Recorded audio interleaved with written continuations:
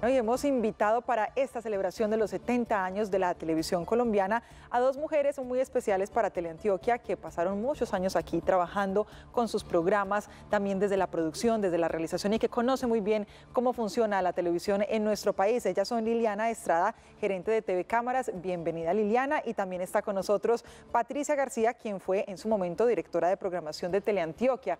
Qué gusto tenerlas aquí. Buenos con días. Su cafecito ya en la mano. Bienvenidas.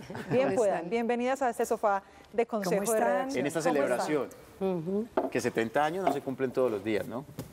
No, jamás. Y que hayamos hecho parte de esa historia también es importante. Claro, sin duda, y por eso hoy son ustedes muy importantes en este sofá de consejo de redacción para que nos ayuden también a todos a tomar conciencia sobre lo que ha sido la televisión en Colombia, cómo la televisión ha aportado en el desarrollo de nuestro país y también se ha convertido en un pilar fundamental, lo vemos en la actualidad, todo lo que pasa, digamos, el papel tan importante que cumple la televisión y los medios de comunicación en todo este tema político y también de hacerle seguimiento a las decisiones que se toman en el ámbito nacional e internacional. Así que bienvenidas, empecemos entonces hablando con Patricia.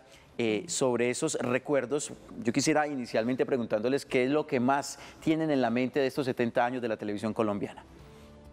Pues yo diría que en el caso de Teleantioquia, lo importante que fuimos como pioneros que nos tocó ser, ¿cierto? Fuimos abriendo brecha, fuimos generando contenidos que nos fueron diferenciando de esa televisión nacional. Como hitos importantes, yo diría que el primer canal que tuvo como una interacción con las audiencias, cuando abrimos líneas en el famoso Arriba Mi Barrio, que permitimos que las audiencias se comunicaran con los presentadores y tuviéramos como ese feedback, formatos que se generaron, digamos, distintos a la televisora nacional, como fue los microprogramas, que en términos de una estructura de programación terminan siendo importantes porque son arrastres, que uno llama técnicamente arrastres porque son programas que son pequeñitos y que permiten que del programa que se venía antes y el que sigue fueran, digamos, exitosos en términos de la audiencia, modos y modas, que vos te acordás, Liliana. Claro, sí. Una experiencia maravillosa porque, en primer lugar, nuestro programa que fue realizado, inclusive fuimos la primera programadora con Maya Televisión, que realizamos programa solo, valga la redundancia, realizado por mujeres. Todo. Y en esa época, eso fue pues una gran novedad, además yo era la camarógrafa y la editora, entonces veníamos como con toda una fuerza femenina distinta, sin ser feministas, y además porque nosotros permitíamos ser el espejo, la voz de nuestra región, que nunca habíamos podido hablar, porque siempre la televisión nacional pues se centraba en las noticias... Muy centralizadas. Exactamente, y nosotros permitimos desarrollar y poderle dar voz a esa región. Eso fue maravilloso, fue una experiencia increíble, o sea, la gente le daba miedo de las cámaras, se asustaba cuando veía las cámaras. No, y hay anécdotas tan particulares, eso, es decir, nosotros éramos protagonistas, las regiones éramos protagonistas en la televisora nacional, que se decía en esa época, televisora nacional, éramos protagonistas por las malas noticias, pero ya aquí, como decís vos, Liliana, fuimos un espejo para ver esta región en lo bueno y en lo malo. O anécdotas como decir, pero es que hablan demasiado paisa, pues muy amable hablar si somos paisas. Entonces, hasta claro, oírnos resultaba extraño para la gente, decía, es que son demasiado paisas. Pero digamos ya volviendo como a la importancia de la televisión regional en el ámbito nacional, era como eso que estaba planteando Liliana, fuimos la voz de una región también multicultural, porque nosotros Antioquia no solamente somos cafeteros, sino que Antioquia es ribera, Antioquia es mar, Antioquia son un montón de cosas que en principio no se vieron tanto en Teleantioquia por un tema tan simple como el presupuesto. O sea, nosotros los costos de producción, sí, claro. El presupuesto no nos daba. Ya ha pasado, digamos, que decimos 10 o 12 años, porque, ya empezamos a ir a las regiones era muy más aparatosa. en tomas y costosa. Y muy aparatosa, o sea, las cámaras eran grandototas, uno tenía esa casetera de 3/4 que era grande. Fuiste camarógrafa. Se le conocía... No. Exdicam, no, esa fue mucho después. No, después. Eran aún más... No, eran unos cassettes de este tamaño y tenían al lado la casetera, que Lili, que fue camarógrafo, lo sabe. Pues yo tenía que tener una persona, siempre teníamos que tener otra persona con nosotros que cargara esa casetera, y eso estaba conectado por un cable y uno tenía que coordinar siempre los movimientos, porque si no ese cable se templaba y se dañaba. Era mucho más difícil, era mucho más complicado, pero también yo pienso que fue maravilloso poder recorrer los barrios de Medellín. Llegamos a todos los sitios, o sea, donde nosotros entrábamos, al principio les daba miedo, pero después éramos bienvenidos, o sea, era como si llegáramos las reinas, o sea, eso era una cosa impresionante, la gente curiosa con la televisión. Pero siguen siendo reinas, eso sí, no hay discusión. Las reinas de la televisión. Liliana, ahorita Patricia nos mencionaba de boca en boca y yo quiero preguntarle más por este programa que también ha sido sello de Teleantioquia, donde por muchos años, más de 20 años, pues trajeron aquí a este canal a muchos invitados, incluso internacionales, con entrevistas muy amenas. Cuéntenos un poco también de ese sello que hace parte también de la televisión colombiana. Pues los cantantes, los artistas que llegaban internacionales a Medellín siempre se contactaban con nosotros porque para ellos era muy importante estar en De Boca en Boca. Y también teníamos un sello muy especial, y es porque las presentadoras, mujeres todas, o sea, nunca hubo presentador hombre, eran unas mujeres bellas, inteligentes, absolutamente competentes y destacadas, que inmediatamente aquí llegaban los señores de Bogotá a buscar en De Boca en Boca a quién se llevaban para Bogotá.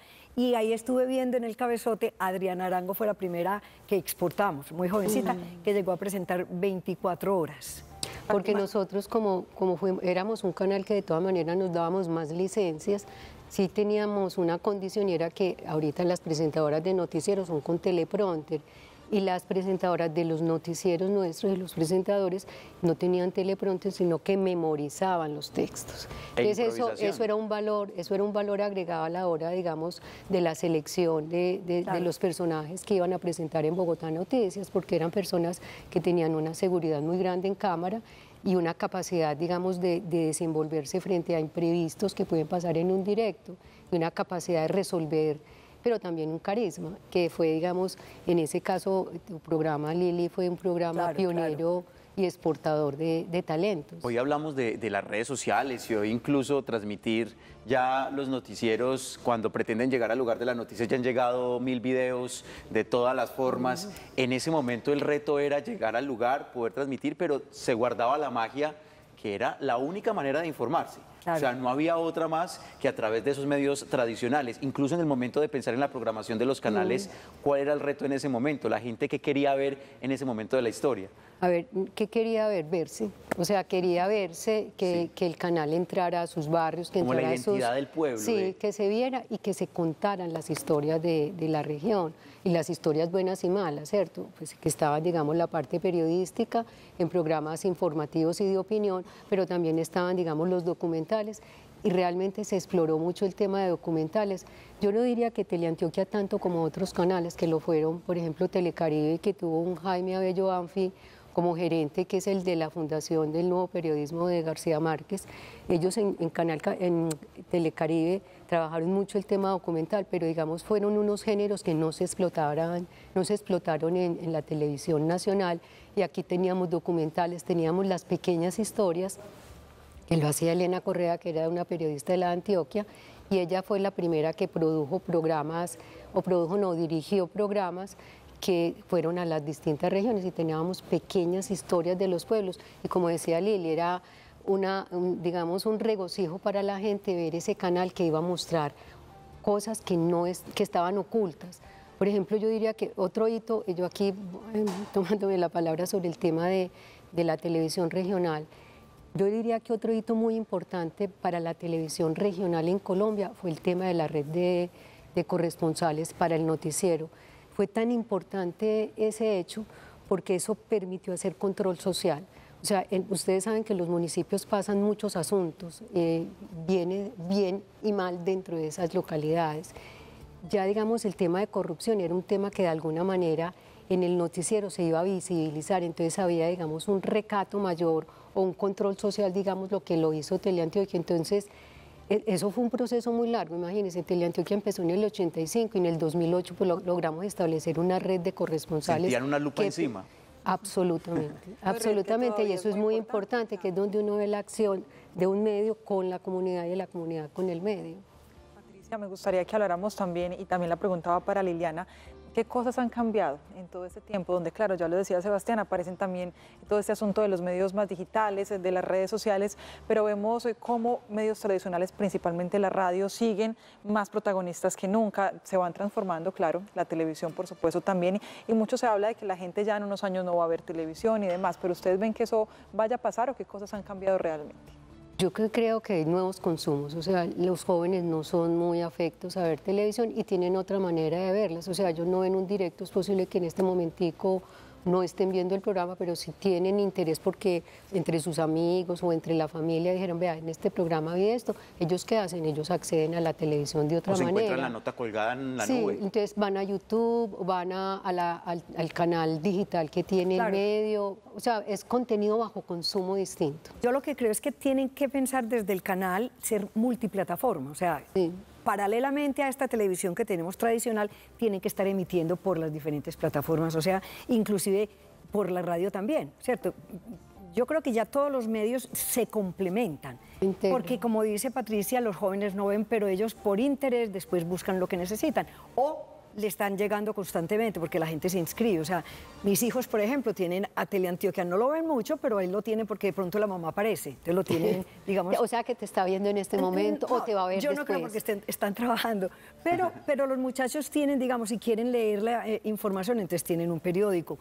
Ellos tienen la elección de lo que quieren ver. Ellos arman su programación, claro, o sea, arman su programación. Uno, cuando digamos en la época en que yo trabajé, nosotros armábamos la programación y de hecho pues se sigue armando y uno la arma con criterios competitivos en el sentido de decir, uno quiere que lo vean, pues el canal que quiere, que la estén viendo, pero ellos arman su parrilla.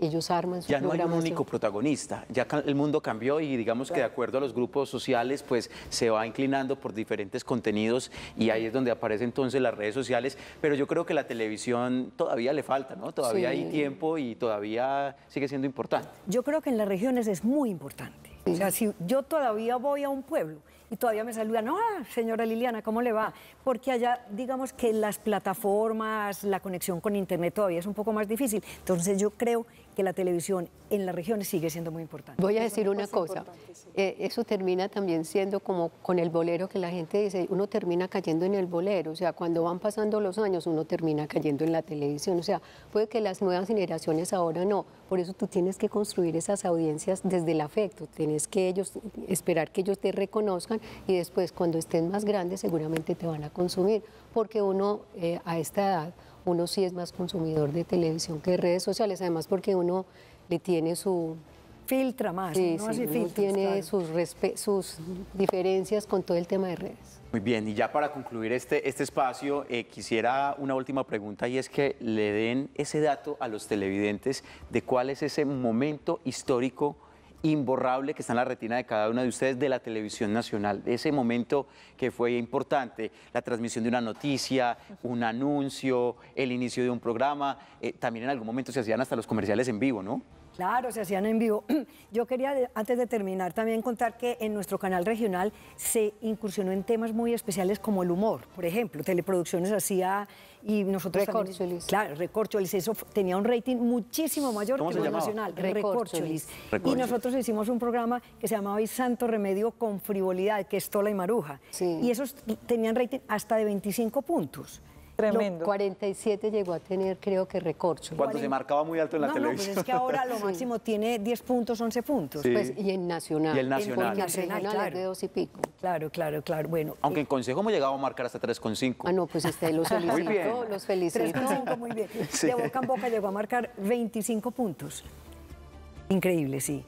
Y temas como el turismo, o sea, nosotros incursionamos en cantidades de temas que nacionalmente nos hacían. El hito de la televisión nacional, pues yo recuerdo con mucho cariño ver Yo y Tú, por ejemplo. Yo me imagino que ninguno de los televidentes lo recuerdo, pero Alicia del Carpio. Luego, posteriormente, empezaron una serie los domingos por la noche, Los Vitorinos. A las 7:30 siempre era el horario de los programas de humor, entonces vinieron programas como Don Chinche, NN.